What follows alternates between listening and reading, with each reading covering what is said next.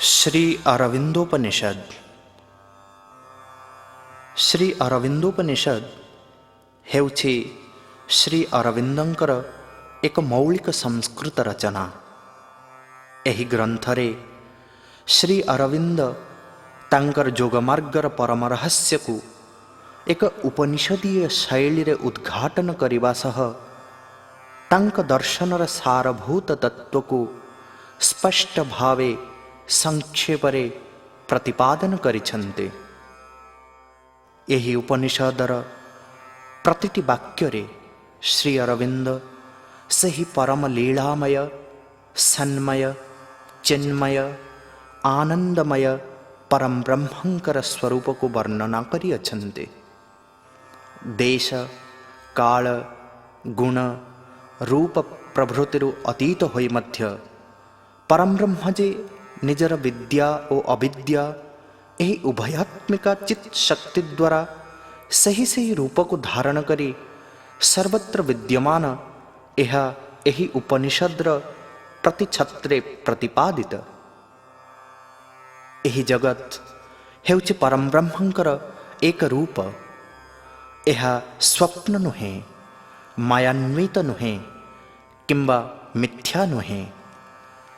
ଯେହେତୁ ବ୍ରହ୍ମ ହେଉଛନ୍ତି ସତ୍ୟ ଏବଂ ସେ ହିଁ ସକଳ ବସ୍ତୁରେ ବିଦ୍ୟମାନ, ତେଣୁ ଏହି ଜଗତରେ ଅସତ୍ୟ ବୋଲି କିଛି ନାହିଁ।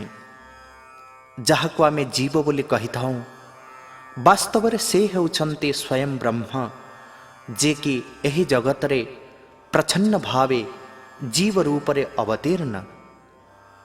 ଯାହା କିଛି ଏ ସଂସାରରେ ଦୁଃଖ ବୋଲି, ଅଜ୍ଞାନ ବୋଲି, ଦୁର୍ବଳ ବୋଲି ପ୍ରତିଭାତ ହୋଇଥାଏ, ସେସବୁ ଆନନ୍ଦର ବିକାର, ଆନନ୍ଦର କ୍ରୀଡ଼ା ମାତ୍ର। କାରଣ ସକଳ ବସ୍ତୁରେ ଯେଉଁ ବ୍ରହ୍ମ ବିଦ୍ୟମାନ, ସେ ହେଉଛନ୍ତି ସର୍ବାନନ୍ଦମୟ, ସଚ୍ଚିଦାନନ୍ଦ ସ୍ୱରୂପ। ଯେହେତୁ ସେ ସର୍ବାନନ୍ଦମୟ, ସର୍ବଶକ୍ତିମାନ ଏବଂ ସର୍ବଜ୍ଞାନମୟ, କେବଳ ସେ ହିଁ ଯାହା କିଛି ନିରାନନ୍ଦ, ଦୁଃଖ, ଦୁର୍ବଳ, ଅଜ୍ଞାନ ସେସବୁକୁ ଭୋଗ କରିବା ପାଇଁ ସମର୍ଥ। ମୁଁ ଯେ ଦୁର୍ବଳ, ସସୀମ, ଅଶକ୍ତ, ଦୁଃଖୀ, ଏହିପରି ଭାବନାର କାରଣ ହେଉଛି ଅଜ୍ଞାନ। ପୁନଶ୍ଚ ଏହି ଅଜ୍ଞାନର ମୂଳ ଉତ୍ସ ହେଉଛି ଅହଙ୍କାର। ଅହଙ୍କାରରୁ ମୁକ୍ତ ହେଲେ ଅଜ୍ଞାନରୁ ମୁକ୍ତି ମିଳିଥାଏ। ଅଜ୍ଞାନରୁ ମୁକ୍ତ ହେଲେ ଦୁଃଖ, ତାପ, କାମନା, ବାସନା ପ୍ରଭୃତିରୁ ମୁକ୍ତି ମିଳିଥାଏ। ଏହିପରି ଭାବେ ସବୁକିଛିରୁ ମୁକ୍ତ ହେଲେ ହୃଦୟସ୍ଥ ସର୍ବାନନ୍ଦମୟ ସଚ୍ଚିଦାନନ୍ଦ ପରମ ବ୍ରହ୍ମଙ୍କର ଦର୍ଶନ ଲାଭ କରିବାରେ ଜୀବ ସମର୍ଥ ହୋଇଥାଏ ଏବଂ ଆନନ୍ଦକୁ ଉପଭୋଗ କରିବା ସହ ସ୍ୱୟଂ ଆନନ୍ଦରେ ପରିଣତ ହୋଇଯାଇଥାଏ। ଏହିପରି ହିଁ ଜଗଦାନନ୍ଦ ବ୍ରହ୍ମାନନ୍ଦର ରୂପ ନିଏ। ଏହା ହିଁ ମୋକ୍ଷ। ଏହି ମୋକ୍ଷ ପ୍ରାପ୍ତି ପରେ ଜୀବ ସକଳ ବସ୍ତୁକୁ ନିର୍ଲିପ୍ତ ହୋଇ ଭୋଗ କରିବାରେ ସମର୍ଥ ହୁଏ। ଅସୀମତ୍ୱକୁ ଭୋଗ କରି ମଧ୍ୟ ସେ ସସୀମତ୍ୱରୁ ବିଚ୍ୟୁତ ହୋଇନଥାଏ। ସସୀମତ୍ୱକୁ ଭୋଗ କରି ମଧ୍ୟ ସେ ଅସୀମତ୍ୱଠାରୁ ଦୂରେଇ ଯାଇନଥାଏ। ପୁନଶ୍ଚ ରୂପ ଅରୂପ, ଜନ୍ମ ମରଣ, ବନ୍ଧନ ମୁକ୍ତି ପ୍ରଭୃତିରୁ ଅତୀତ ହୋଇ ନିଜେ ନିଜର ଆତ୍ମାକୁ ନିଜ ଭିତରେ ହିଁ ପ୍ରକାଶିତ କରିଥାଏ ଏବଂ ସବୁକିଛିରୁ ବିମୁକ୍ତ ହୋଇ ଆନନ୍ଦର ସହ କ୍ରୀଡ଼ା କରିଥାଏ। ଏହିପରି ଭାବେ ନିଜର ଲୀଳା ରଚନା କରିବା ପାଇଁ ତଥା ଆନନ୍ଦକୁ ଉପଭୋଗ କରିବା ପାଇଁ ଲୀଳାମୟ ପରମ ବ୍ରହ୍ମ ଏ ସମସ୍ତ ଚରାଚର ଜଗତର ସୃଷ୍ଟି କରିଛନ୍ତି। ଏହା ହିଁ ବ୍ରହ୍ମଜ୍ଞାନର ଗୂଢ଼ ତତ୍ତ୍ୱ। ଏହାର ବ୍ୟାଖ୍ୟାନ କରି ଶ୍ରୀ ଅରବିନ୍ଦ ଏହି ଉପନିଷଦର ଶେଷରେ କହୁଛନ୍ତି, ହେ ଆନନ୍ଦର ପୁତ୍ରଗଣ, ସେହି ପରମ ବ୍ରହ୍ମଙ୍କ ସହ ଯୋଗଯୁକ୍ତ ହୋଇ ଆନନ୍ଦର ସହ କ୍ରୀଡ଼ା କର। ସକଳ ବସ୍ତୁରେ ବିଦ୍ୟମାନ ସେହି ଭଗବାନଙ୍କୁ ଏକମାତ୍ର ଭୋଗ୍ୟ ବସ୍ତୁ ବୋଲି ମନେକରି ଭୋଗ କର। ଏହି ବ୍ରହ୍ମାନନ୍ଦ ପରମ ତତ୍ତ୍ୱକୁ ମୁଁ ଭଗବାନଙ୍କ ଆଦେଶରେ ବ୍ୟାଖ୍ୟାନ କଲି। हे आनंदर पुत्रगण, अंधकार को दूर करी सही आनंद को ही प्रकाश कर।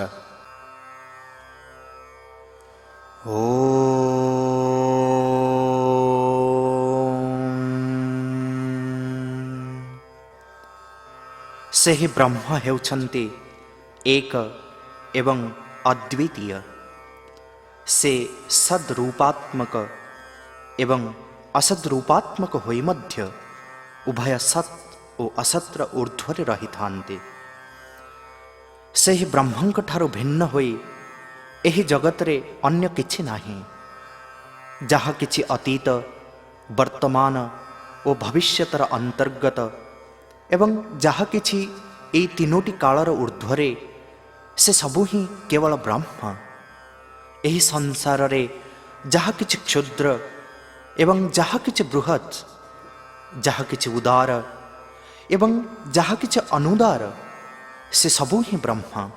ଏହି ସମ୍ପୂର୍ଣ୍ଣ ଜଗତ ହିଁ ବ୍ରହ୍ମ। ଏହି ଜଗତ ସତ୍ୟ, ଏହା ମିଥ୍ୟା ନୁହେଁ। ସେହି ବ୍ରହ୍ମ ହିଁ ହେଉଛନ୍ତି ପରାତ୍ପର ପରମ ପୁରୁଷ। ସେ ଅତୀତ, ବର୍ତ୍ତମାନ ଓ ଭବିଷ୍ୟତ ଏହି ତିନୋଟି କାଳର ଊର୍ଦ୍ଧ୍ୱରେ, ସକଳ ଭୁବନର ଊର୍ଦ୍ଧ୍ୱରେ ରହି ମଧ୍ୟ ସେ ସକଳ ଭୁବନ ମଧ୍ୟରେ ପ୍ରବେଶ କରି ସେହିଠାରେ ଅବସ୍ଥାନ କରିଥାନ୍ତି। ସେ ସତ୍ ଓ ଅସତ୍ ଏହି ଉଭୟରୁ ଅତୀତ। ସେ ସତ୍ ସ୍ୱରୂପ, ସେ ଚିନ୍ମୟ, ସେ ଆନନ୍ଦମୟ, ସେ ଅନାଦି ଅନନ୍ତ, ସେ ହିଁ ସନାତନ ଭଗବାନ। ସେ ନିର୍ଗୁଣ ହୋଇ ମଧ୍ୟ ଗୁଣକୁ ଧାରଣ କରିଥାନ୍ତି। ସେ ସଗୁଣ ତଥା ଅନନ୍ତ ଗୁଣଯୁକ୍ତ ହୋଇ ମଧ୍ୟ ନିର୍ଗୁଣତ୍ୱକୁ ଉପଭୋଗ କରିଥାନ୍ତି। ସେ ସଗୁଣତ୍ୱ ଓ ନିର୍ଗୁଣତ୍ୱ ଏହି ଉଭୟର ଊର୍ଦ୍ଧ୍ୱରେ ରହିଥାନ୍ତି। ସେ ନା ନିର୍ଗୁଣ ନା ଗୁଣୀ। ସେ ହେଉଛନ୍ତି ଏକ ଏବଂ ଅଦ୍ୱିତୀୟ। ସେ ହିଁ କେବଳ ପୁରୁଷ। ସେ ଏହି ସକଳ ଭୁବନର ଊର୍ଦ୍ଧ୍ୱରେ ରହି ମଧ୍ୟ ଏହାକୁ ଧାରଣ କରିଥାନ୍ତି। ସେ ନିଜେ ହିଁ ଭୁବନ ରୂପ ଧାରଣ କରି ଏହି ସକଳ ଭୁବନ ମଧ୍ୟରେ ପ୍ରବେଶ କରିଥାନ୍ତି। କାଳଠାରୁ ଊର୍ଦ୍ଧ୍ୱରେ ରହି ମଧ୍ୟ ସେ ନିଜେ ହିଁ କାଳ ରୂପ ଧାରଣ କରିଥାନ୍ତି। ଅନନ୍ତ ଅସୀମ ହୋଇ ମଧ୍ୟ ସସୀମ ଭାବେ ନିଜକୁ ପ୍ରକାଶ କରିଥାନ୍ତି। ସେ ଏକ ହୋଇ ମଧ୍ୟ ଅନେକ, ଅରୂପ ନିରାକାର ହୋଇ ମଧ୍ୟ ରୂପବାନ ବା ସାକାର। ଏହି ସକଳ ବସ୍ତୁକୁ ସେ ତାଙ୍କର ଜ୍ଞାନ ଓ ଅଜ୍ଞାନ ରୂପକ ଦ୍ୱିବିଧ ଚିତ୍ ଶକ୍ତି ଦ୍ୱାରା ସାଧନ କରିଥାନ୍ତି। ନା ସେ ସ୍ୱୟଂ କାହାକୁ ଧରି ରଖିଥାନ୍ତି, ନା ତାଙ୍କୁ କେହି ଧରି ରଖିପାରେ। ନା ସେ ଅନନ୍ତ, ଅସୀମ ନା ସସୀମ, ନା ଏକ ନା ଅନେକ, ନା ନିରାକାର ନା ସାକାର। ସେ ସବୁରୁ ଊର୍ଦ୍ଧ୍ୱ। ସେ ଅଦ୍ୱିତୀୟ, କେବଳ ପୁରୁଷ। ଏକତ୍ୱ, ବହୁତ୍ୱ, ଅସୀମ, ସସୀମ ଏହିସବୁ ହେଉଛନ୍ତି କେବଳ ନାମ ମାତ୍ର। ଏ ସମସ୍ତ ନାମ ସେହି ଚିଦାତ୍ମକ ଚିନ୍ମୟ ଜଗତରେ ହିଁ ପ୍ରକାଶିତ ହୋଇଥାନ୍ତି। ସେ ହିଁ ସତ୍। ଯିଏ ସତ୍, ସେ ହିଁ ଚିତ୍। ଚିନ୍ମୟ ଜଗତ ଚିଦାତ୍ମା ମଧ୍ୟରେ ପ୍ରକାଶିତ ହୋଇଥାଏ। ସେହି ଚିନ୍ମୟ ଜଗତ ସତ୍ ସ୍ୱରୂପ ଭଗବାନଙ୍କର ପ୍ରକୃତ ପ୍ରକାଶ। ନିଶ୍ଚଳ ଜଳରେ ପ୍ରତିଫଳିତ ସୂର୍ଯ୍ୟଙ୍କର ପ୍ରତିବିମ୍ବ ଏକ ଏବଂ ଅଖଣ୍ଡ ରୂପରେ ପ୍ରତିଭାତ ହୋଇଥାଏ। କିନ୍ତୁ ଚଳଚଞ୍ଚଳ ଜଳରେ ସେହି ଅଖଣ୍ଡ ଅଦ୍ୱିତୀୟ ପ୍ରତିବିମ୍ବ ଅନେକ ରୂପ ଧାରଣ କରିଥାଏ। ସୂର୍ଯ୍ୟ ଯେପରି ସତ୍ୟ, ପ୍ରତିବିମ୍ବ ମଧ୍ୟ ସେହିପରି ସତ୍ୟ। କାରଣ ସେହି ପ୍ରତିବିମ୍ବ ହେଉଛି ସତ୍ ସ୍ୱରୂପ ସୂର୍ଯ୍ୟଙ୍କର ସତ୍ୟ ପ୍ରକାଶ। ତାହା ସ୍ୱପ୍ନ ନୁହେଁ, ତାହା ସତ୍ ସ୍ୱରୂପ ଭଗବାନଙ୍କର ପ୍ରକାଶ। ଅଥବା ସୂର୍ଯ୍ୟଙ୍କର ଜ୍ୟୋତି ନିଜର ଶକ୍ତି ବଳରେ ଧାବମାନ ପ୍ରକାଶ ପରି ଏହି ସୌର ଜଗତକୁ ପୂର୍ଣ୍ଣ ଭାବେ ପ୍ରକାଶିତ କରିଥାଏ। ଏହି ଜ୍ୟୋତି ହେଉଛି ସତ୍ୟ। ସତ୍ୟ ସ୍ୱରୂପ ସୂର୍ଯ୍ୟଙ୍କର ସତ୍ୟ ପ୍ରକାଶ, ତାହା ମିଥ୍ୟା ପ୍ରକାଶ ନୁହେଁ। ତାହା ସତ୍ ସ୍ୱରୂପ ଭଗବାନଙ୍କର ସତ୍ୟ ପ୍ରକାଶ। ଅଥବା ସୂର୍ଯ୍ୟଙ୍କର ଜ୍ୱାଳାମୟ ବିମ୍ବ ସ୍ୱୟଂ ସୂର୍ଯ୍ୟ ହୋଇନଥିଲେ ମଧ୍ୟ ସୂର୍ଯ୍ୟଙ୍କର ଭୌତିକ ରୂପର ପ୍ରତୀକ ସ୍ୱରୂପ ଏହା ଆମ୍ଭମାନଙ୍କର ଭୌତିକ ଜ୍ଞାନରେ ସୂର୍ଯ୍ୟଙ୍କର ସୂର୍ଯ୍ୟତ୍ୱକୁ ପ୍ରକାଶିତ କରିଥାଏ। କିନ୍ତୁ ବାସ୍ତବ ସୂର୍ଯ୍ୟ ଏହି ଭୌତିକ ରୂପର ଊର୍ଦ୍ଧ୍ୱରେ। ସୂର୍ଯ୍ୟ ସତ୍ୟ, ତାଙ୍କର ବିମ୍ବାକୃତି ରୂପ ମଧ୍ୟ ସତ୍ୟ।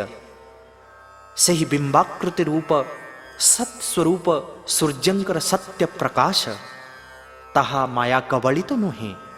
ତାହା ସତ୍ ସ୍ୱରୂପ ଭଗବାନଙ୍କର ସତ୍ୟ ପ୍ରକାଶ। ଠିକ୍ ଏହିପରି ଭାବେ ଏହି ସଂସାରରେ ଜଗତ ରୂପୀ ବ୍ରହ୍ମ ହେଉଛନ୍ତି ଭଗବାନଙ୍କର ସତ୍ୟ ପ୍ରକାଶ। ଏହା ସ୍ୱପ୍ନ ନୁହେଁ, ଏହା ମାୟାନ୍ୱିତ ନୁହେଁ, ଏହା ମିଥ୍ୟା ପ୍ରକାଶ ନୁହେଁ।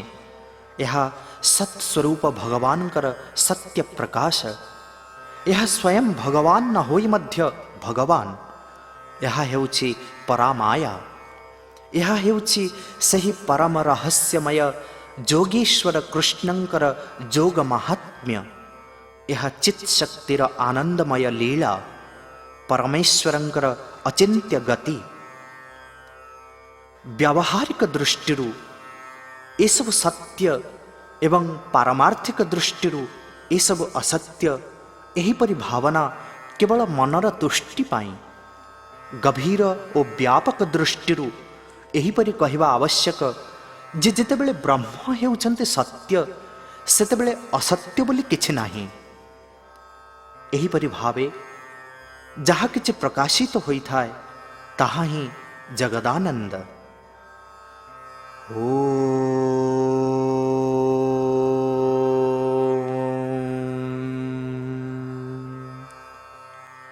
ତାହା ହିଁ ସତ୍। ଯାହା ସତ୍ ତାହା ହିଁ ଚିତ୍। ଯାହା ଚିତ୍ ତାହା ହିଁ ଆନନ୍ଦ। ଏହି ଜଗତରେ ଯାହା କିଛି ନିରାନନ୍ଦ ବୋଲି, ଦୁଃଖ ବୋଲି, ଦୁର୍ବଳ ବୋଲି, ଅଜ୍ଞାନ ବୋଲି ପ୍ରତିଭାତ ହୋଇଥାଏ, ତାହା ସବୁ ଆନନ୍ଦର ବିକାର ମାତ୍ର, ଆନନ୍ଦର କ୍ରୀଡ଼ା ମାତ୍ର। ଯାହାକୁ ଆମେ ଜୀବ ବୋଲି କହିଥାଉଁ, ସେ ହିଁ ସ୍ୱୟଂ ପ୍ରକାଶ ଜଗଦ୍ରୂପୀ ବ୍ରହ୍ମକୁ ଉପଭୋଗ କରିବା ନିମିତ୍ତ ପ୍ରଚ୍ଛନ୍ନ ଭାବେ ଅବତୀର୍ଣ୍ଣ ଆନନ୍ଦମୟ ଭଗବାନ। ଏହି ଜଗତରେ ଜୀବ ଯେଉଁ ଦୁଃଖ ଭୋଗ କରିଥାଏ ତାହା ବାସ୍ତବରେ ଏକ ଅନୁଭୂତି। ସେହି ପୂର୍ଣ୍ଣାନନ୍ଦମୟ ଭଗବାନ ହିଁ ତାଙ୍କ ନିଜର ଆନନ୍ଦକୁ ଉପଭୋଗ କରିଥାନ୍ତେ। କିଏ ନିରାନନ୍ଦକୁ ଉପଭୋଗ କରିବା ପାଇଁ ସମର୍ଥ? ଯେ ସର୍ବାନନ୍ଦମୟ ସେ ହିଁ ସମର୍ଥ। ଯିଏ ନିରାନନ୍ଦମୟ ସେ ନିରାନନ୍ଦକୁ ଉପଭୋଗ କରି ମଧ୍ୟ କରିପାରେ ନାହିଁ, କାରଣ ସେ ଆନନ୍ଦ ରହିତ ହୋଇଥିବା ହେତୁ ବିନାଶକୁ ପ୍ରାପ୍ତ ହୋଇଥାଏ। କିଏ ଦୁର୍ବଳ ହେବା ପାଇଁ ସମର୍ଥ? ଯିଏ ସର୍ବଶକ୍ତିମାନ ସେ ହିଁ ସମର୍ଥ। ଯିଏ ଦୁର୍ବଳ ସେ ଦୁର୍ବଳତ୍ୱ ଦ୍ୱାରା ଆକ୍ରାନ୍ତ ହୋଇ ନିଜେ ନିଜକୁ ଧରି ରଖିବା ପାଇଁ ସମର୍ଥ ହୋଇନଥାଏ। ଶକ୍ତି ରହିତ ହୋଇଥିବା ହେତୁ ବିନାଶକୁ ପ୍ରାପ୍ତ ହୁଏ। କିଏ ଅଜ୍ଞାନ ମଧ୍ୟରେ ପ୍ରବେଶ କରିବା ପାଇଁ ସମର୍ଥ? ଯିଏ ସର୍ବଜ୍ଞାନମୟ ସେ ହିଁ ସମର୍ଥ। ଅଜ୍ଞଜନ ଅଜ୍ଞାନ ଅନ୍ଧକାର ମଧ୍ୟରେ ଅବସ୍ଥାନ କରିବା ପାଇଁ ସମର୍ଥ ହୋଇପାରିବ ନାହିଁ। ଅସତ୍ କେବଳ ଅସତ୍ ହୋଇ ହିଁ ରହିଥାଏ। ଜ୍ଞାନ ବିନା ବିନାଶକୁ ପ୍ରାପ୍ତ ହୋଇଥାଏ। ଅଜ୍ଞାନ ହେଉଛି ଜ୍ଞାନର କ୍ରୀଡ଼ା ମାତ୍ର।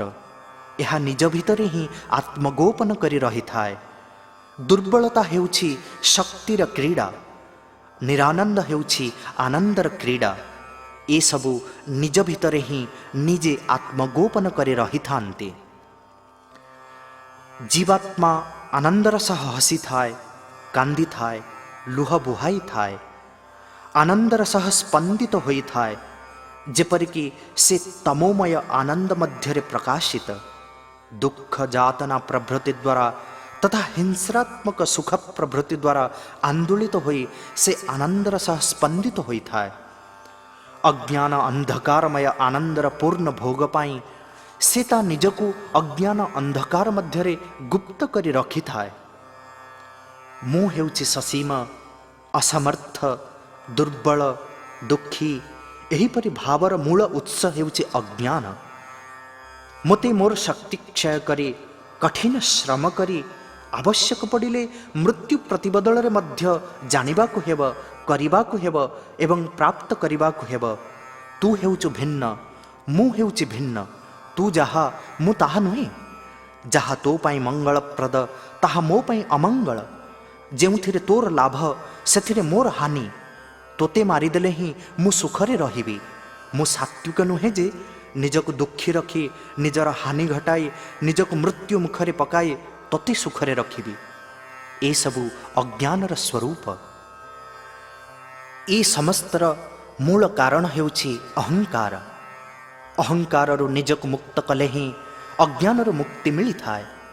अज्ञानरु मुक्त हेले दुख जातना प्रभृतिर मुक्ति मिली थाए। मु आनंदमय, मु ही सही एकमेव अद्वितीय अनंत सर्वमय परम पुरुष। यह अनुभव रे जानी जीव आनंद लाभ करि थाए एवं शेषरे स्वयं आनंद पालटि जाई थाए। यह ही मोक्ष। यही भावरे सबुकिछिर मुक्त होई से समस्त भोग्य वस्तु को भोग करि थाए। जहा किछि आनंदमय, जहा किछि अनंत असीम, सी सबको भोग करि मध्य ससीमत्वरु विजुक्त होई न थाए। ससीमत्व को उपभोग करि मध्य असीमत्व बा अनंतत्व को कदापि हराई न थाए। से एक होई रही थाए, अनेक होई मध्य रही थाए। अजन्मा होई मध्य जन्म ग्रहण करि थाए।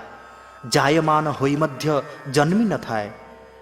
ताकु केही बंधन मध्यरे आबद्ध करि रखि पारे नाही। तार जन्म नाही। मु ही आत्मा। मु स्वयं निजकु निज द्वारा निज मध्यरे ही प्रकाश करि थाए। एहीपरि आत्मज्ञान लाभ करी जीव बंध विमुक्त होई थाए एवं एही सचराचर जगतरे निजर लीला रचि थाए। हे आनंदर पुत्रगण, लीला पाई ही ये जगतर सृष्टि। सही परम पुरुष आनंदर उपभोग पाई ही लीलामय रूप धारण करिछन्ति। यह जानी सही परम पुरुषंक लीलारे निजको निमज्जित कर। सही परम लीलामयंक सह जोगजुक्त होई क्रीडा कर। आनंद को उपभोग कर।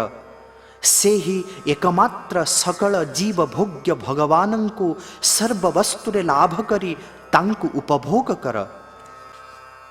भगवान द्वारा आदिष्ट होई मु एही आनंदर व्याख्या करुछि। हे आनंदर पुत्रगण, अंधकार को दूर करी आनंद को प्रकाश कर। आनंद को प्रकाश कर। आनंद को प्रकाश कर।